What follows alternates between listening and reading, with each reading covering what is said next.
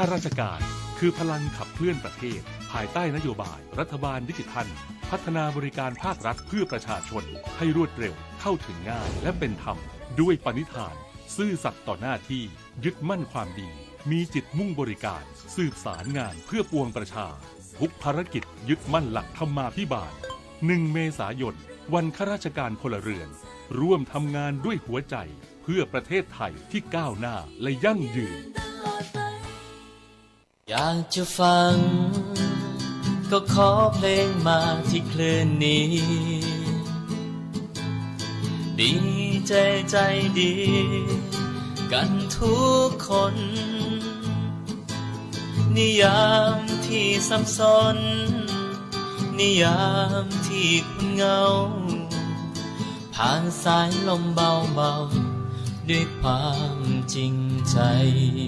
คุณกำลังอยู่กับเรา FM 104 MHz สวท แม่ฮ่องสอน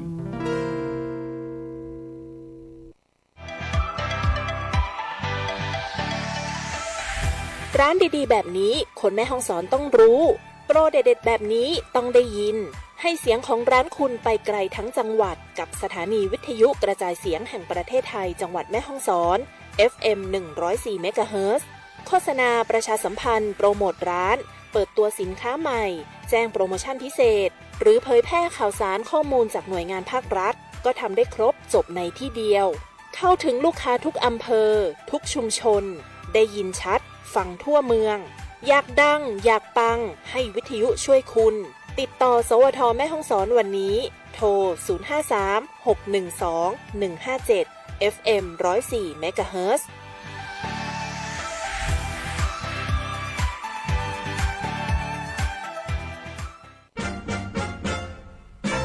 ท่านกำลังฟังสถานีวิทยุกระจายเสียงแห่งประเทศไทยจังหวัดแม่ฮ่องสอน FM 104 MHz เครือข่ายเพื่อคุณภาพชีวิตและสังคมวิทยุแห่งประเทศไทยให้ความรู้คู่ความสุขขณะนี้เวลา 15:10 นาทีต่อจากนี้ไปขอเชิญท่านติดตามรับฟังข่าวท้องถิ่น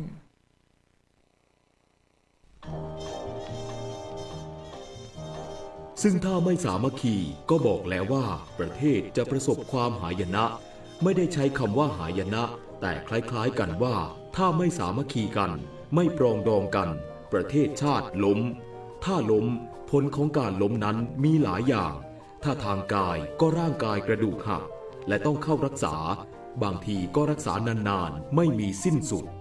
พระราชดำรัสของพระบาทสมเด็จพระเจ้าอยู่หัวพระราชทานแก่คณะบุคคลต่างๆที่เข้าเฝ้าทูลละอองธุลีพระบาทถวายพระพรชัยมงคลณศาลาดุสิตดาลัยพระตำหนักจิรดาระโหฐานพระราชวังดุสิตวันอังคารที่ 4 ธันวาคม 2550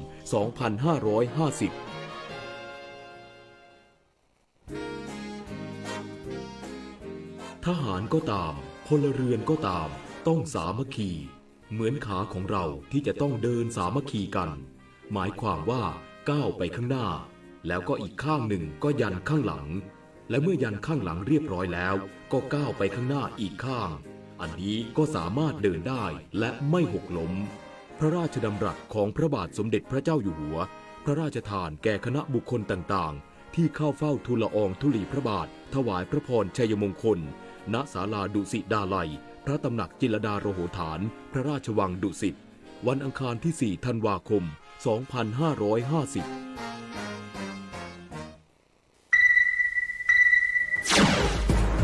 รวดเร็วทันเหตุการณ์ติดตามทุกข่าวสารรอบเมืองแม่ฮ่องสอนในรายการข่าวท้องถิ่นทุกวันทางสวทแม่ฮ่องสอน FM 104 MHz สวัสดีค่ะท่านผู้ฟังขอต้อนรับเข้าสู่ข่าวท้องถิ่นประจำวันพุธที่15เดือนมีนาคมพุทธศักราช2569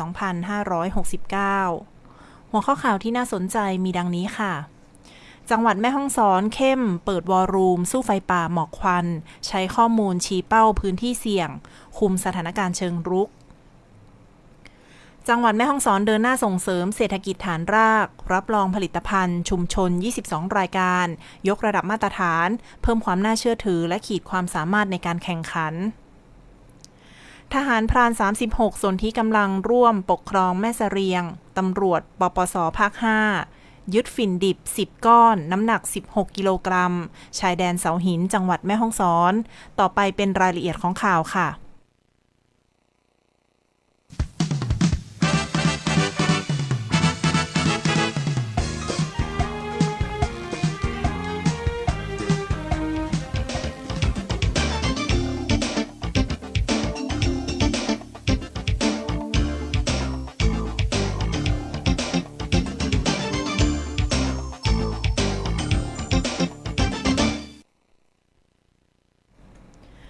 เริ่มที่ข่าวแรกค่ะจังหวัดแม่ฮ่องสอนเข้มเปิดวอรูนสู้ไฟป่าหมอกควัน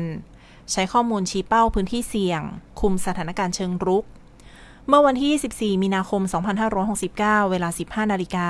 นายอุดมศักดิ์ขาวนุนารองผู้ว่าราชการจังหวัดแม่ฮ่องสอนเป็นประธานประชุมคณะทำงานศูนย์ปฏิบัติการป้องกันและแก้ไขปัญหาไฟป่าหมอกควันและฝุ่นละอองครั้งที่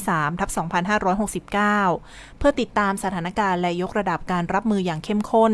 ที่ห้องประชุมศูนย์ GIS องค์การบริหารส่วนจังหวัดแม่ฮ่องสอนอำเภอเมืองจังหวัดแม่ฮ่องสอนการประชุมครั้งนี้มุ่งวิเคราะห์ข้อมูลจุดความร้อนในพื้นที่เผาไหม้ในช่วงวันที่1มกราคมถึง23มีนาคม2569เพื่อชี้เป้าพื้นที่เสี่ยงและวางแผนป้องกันเชิงรุกครอบคลุมทั้งพื้นที่ป่าอนุรักษ์และป่าสงวนแห่งชาติพร้อมติดตามผลการดำเนินงานตามแผนปฏิบัติการของจังหวัดรองผู้ว่าราชการจังหวัดแม่ฮ่องสอนเน้นย้ำให้ทุกหน่วยงานบูรณาการความร่วมมือเดินหน้าตาม12มาตรการสำคัญของจังหวัดเพื่อเพิ่มประสิทธิภาพการควบคุมสถานการณ์และลดผลกระทบต่อสิ่งแวดล้อมและสุขภาพของประชาชนอย่างทันท่วงทีขณะเดียวกันจังหวัดแม่ฮ่องสอนยังคงประกาศห้ามเผาในที่โล่งทุกชนิดระหว่างวันที่1กุมภาพันธ์ถึง30เมษายน2569อย่างเคร่งครัดพร้อมนำเทคโนโลยีติดตามสถานการณ์ทั้งระบบHotspot Fire Monitoring และ Smog Epinov มาใช้เฝ้าระวังและประเมินผลกระทบด้านสุขภาพข่าวต่อไปค่ะจังหวัดแม่ฮ่องสอนเดินหน้าส่งเสริมเศรษฐกิจฐานรากรับรองผลิตภัณฑ์ชุมชน22รายการยกระดับมาตรฐานเพิ่มความน่าเชื่อถือและขีดความสามารถในการแข่งขันวันนี้เวลา 9:30 นาทีที่ห้องประชุมสำนักงานอุตสาหกรรมจังหวัดแม่ฮ่องสอนอำเภอเมืองจังหวัดแม่ฮ่องสอนนายอุดมศักดิ์ขาวนุนารองผู้ว่าราชการจังหวัดแม่ฮ่องสอนเป็นประธานการประชุมคณะกรรมการรับรองมาตรฐานผลิตภัณฑ์ชุมชนครั้งที่ 1/2569 โดยมีส่วนราชการและหน่วยงานที่เกี่ยวข้องเข้าร่วม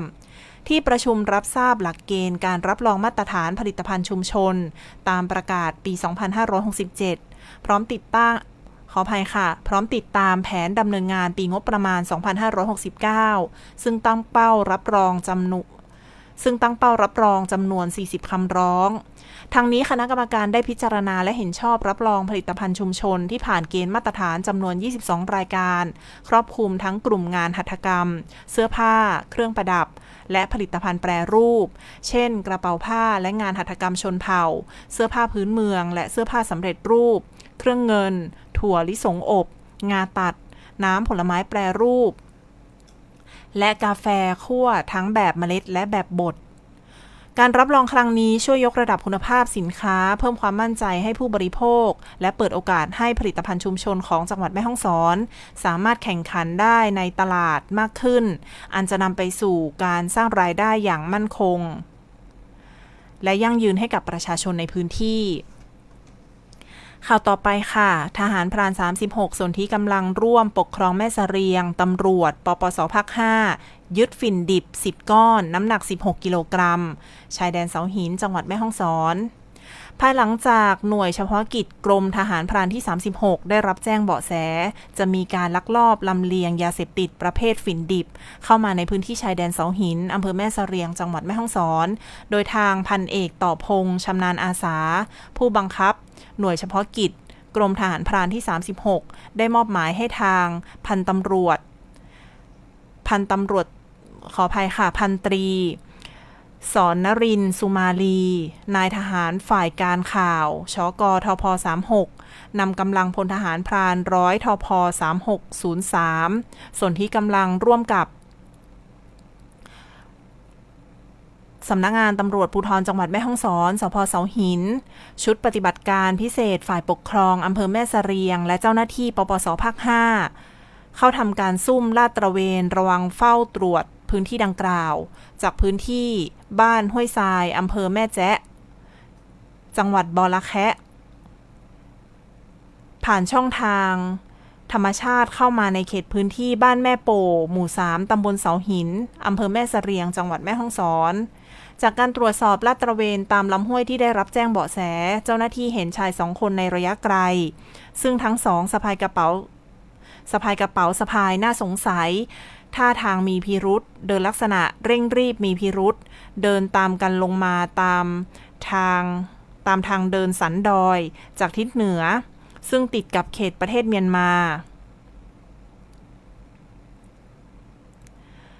ขณะเดียวกันบุคคลทั้งสองเมื่อเห็นเจ้าหน้าที่จึงได้ทิ้งกระเป๋าเป้จำนวน2 ใบและใช้ความชำนาญในเส้นทางวิ่งหลบหนีไปได้ผลการปฏิบัติสามารถตรวจยึดของกลางเป็นยาเสพติดให้โทษประเภท2หรือฝิ่นดิบจำนวน10 ห่อน้ำหนักรวมสิ่งห่อหุ้มประมาณ 16,000 กรัมหรือ16 กิโลกรัมจึงนำยาเสพติดที่ทำการตรวจยึดได้ส่งพนักงานสอบสวนสภ.เสาหินสืบสวนขยายผลเพื่อติดตามผู้เกี่ยวข้องมาดำเนินคดีตามกฎหมายต่อไปสำหรับฝิ่นดิบที่เจ้าหน้าที่ตรวจยึดได้ในครั้งนี้จะถูกนำส่งจำหน่ายให้กับกลุ่มผู้ค้าเครือข่ายเชื่อมโยงในพื้นที่ตำบลเสาหินอำเภอแม่เสรียงพื้นที่ตำบลแม่ลาหลวงอำเภอแม่ลาน้อยจังหวัดแม่ฮ่องสอนและกลุ่มผู้เสพอำเภอลี้จังหวัดลำพูนโดยอาศัยลำเลียงขออภัยค่ะโดยอาศัยลักลอบลำเลียงปะปนไปกับรถที่เดินทางสัญจรเข้าออกและสินค้าทางการเกษตรซึ่งราคาซื้อขายในฝั่งไทยจะมีราคาสูงถึงจอยละ 20,000 ถึง 30,000 บาทอีกสักครู่ขอเชิญท่านติดตามรับฟังรายงานข่าวพยากรณ์อากาศจากสถานีอุตุนิยมวิทยาจังหวัดแม่ฮ่องสอนค่ะท่านกำลังฟังสวท.แม่ฮ่องสอน FM 104 เมกะเฮิรตซ์สถานีข่าวความรู้เพื่อคุณภาพชีวิตและสังคม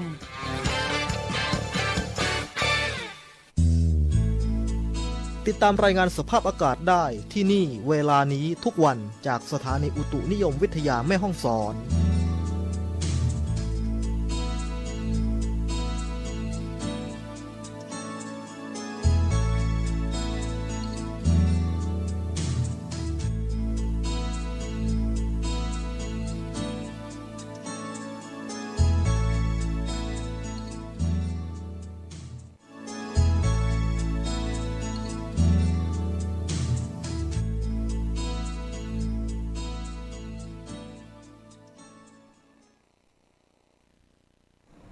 ต่อไปขอเชิญท่านติดตามรับฟังข่าวพยากรณ์อากาศจากสถานีอุตุนิยมวิทยาจังหวัดแม่ฮ่องสอนค่ะพยากรณ์อากาศประจำวันพุธที่15 มีนาคม 2569 ภาคเหนือมีอากาศร้อนในตอนกลางวันและมีอากาศร้อนจัดบางพื้นที่โดยมีฝนฟ้าคะนองกับลมกระโชกแรงบางแห่งภาคเหนือตอนบนอากาศร้อนในตอนกลางวันและมีอากาศร้อนจัดบางพื้นที่โดยมีพายุฝนฟ้าคะนอง10%ของพื้นที่กับมีลมกระโชกแรงบางแห่งส่วนมากบริเวณจังหวัดน่านอุณหภูมิสูงสุด40 องศาเซลเซียสอุณหภูมิต่ำสุด16 องศาเซลเซียสจังหวัดแม่ฮ่องสอนอากาศร้อนในตอนกลางวันอุณหภูมิสูงสุด37 องศาเซลเซียสอุณหภูมิต่ำสุด18 องศาเซลเซียสลมตะวันตกเฉียงใต้ความเร็ว 10-15 กิโลเมตรต่อชั่วโมงจบการรายงานข่าวพยากรณ์อากาศจากสถานีอุตุนิยมวิทยาจังหวัดแม่ฮ่องสอนค่ะ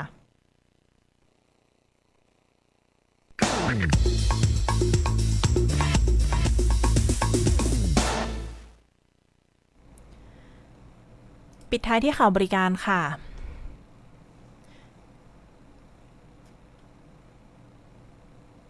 พี่น้องเกษตรกรจังหวัดแม่ฮ่องสอนแหล่งปลูกกระเทียมที่ใหญ่ที่สุดในไทยกำลังเปิดจำหน่ายกระเทียมแห้งคุณภาพดีบรรจุถุงตาข่ายขนาด1 กิโลกรัมแบบเน้นๆกลิ่นหอมฉุนสะใจรสชาติเข้มข้นกว่ากระเทียมทั่วไปกรีบแน่นเก็บไว้ได้นานไม่ฝ่อเร็วส่งตรงจากสหกรณ์ช่วยเหลือเกษตรกรโดยตรงไม่ผ่านพ่อค้าคนกลางในราคาที่ยุติธรรมที่สุดเนื่องจากปีนี้ผลผลิตออกมาเยอะแต่ราคาตลาดค่อนข้างถูกจนเกือบเท่าต้นทุนการผลิต จึงอยากชวนทุกท่านมาช่วยกันอุดหนุนผลผลิตคุณภาพเพื่อให้พี่น้องเกษตรกรมีรายได้และมีกำลังใจผลิตของดีให้รับประทานต่อไปสั่งซื้อผ่านการสแกน QR Code ผ่านทางเพจสวท.แม่ฮ่องสอนมาร่วมกันสนับสนุนสินค้าไทยช่วยเหลือเกษตรกรไทยให้มีรอยยิ้มกันเหล่ากาชาติจังหวัดแม่ฮ่องสอนขอเชิญชวนร่วมบริจาคโลหิตถวายเป็นพระราชกุศลเนื่องในวันคล้ายวันพระราชสมภพสมเด็จพระกนิษฐาธิราชเจ้ากรมสมเด็จพระเทพรัตนราชสุดาสยามบรมราชกุมารีอุปนายิกาผู้อำนวยการสภากาชาติไทยกำหนดรับบริจาคโลหิตในวันพฤหัสบดีที่2เมษายน2569ระหว่างเวลา 8:30 น.ถึง 12:00 น.ณศาลาประชาคมจังหวัดแม่ฮ่องสอนอำเภอเมืองจังหวัดแม่ฮ่องสอนโดยผู้บริจาคโลหิตต้องเตรียมตัวก่อนบริจาคดังนี้นอนหลับพักผ่อนให้เพียงพอไม่น้อยกว่า6ชั่วโมงสุขภาพแข็งแรงพร้อมที่จะบริจาคโลหิตหากอยู่ระหว่างรับประทานยารักษาโรคให้แจ้งเจ้าหน้าที่ตรวจคัดกรองทุกครั้งรับประทานอาหารก่อนมาบริจาคโลหิตดื่มน้ำก่อนบริจาคโลหิต30นาทีประมาณ 3-4 แก้วงดเครื่องดื่มที่มีแอลกอฮอล์ก่อนมารับบริจาคขออภัยค่ะก่อนมาบริจาคโลหิตอย่างน้อย24ชั่วโมงและงดสูบบุหรี่ก่อนและหลังบริจาคโลหิต1ชั่วโมงเพื่อให้ปอดฟอกโลหิตได้ดีจบข่าวท้องถิ่นประจำวันพุธที่15เดือนมีนาคมพุทธศักราช2569ขวัญกมลชื่นสวนนิพันธ์อ่านสวัสดีค่ะข่าวต่างๆที่นำเสนอไปแล้วสามารถค้นหาและดูรายละเอียดได้ที่ legendtree.prd.go.thแม่ฮ่องสอนรวมมือมาประหยัดกันน้ำมันที่มีก็จะพอใช้ช่วยกันเพื่อประหยัดไฟช่วยชาติช่วยไทยพลังงานพอเพียงรวมมือมาประหยัดกันน้ำมันที่มีก็จะพอใช้ช่วยกันเพื่อประหยัดไฟ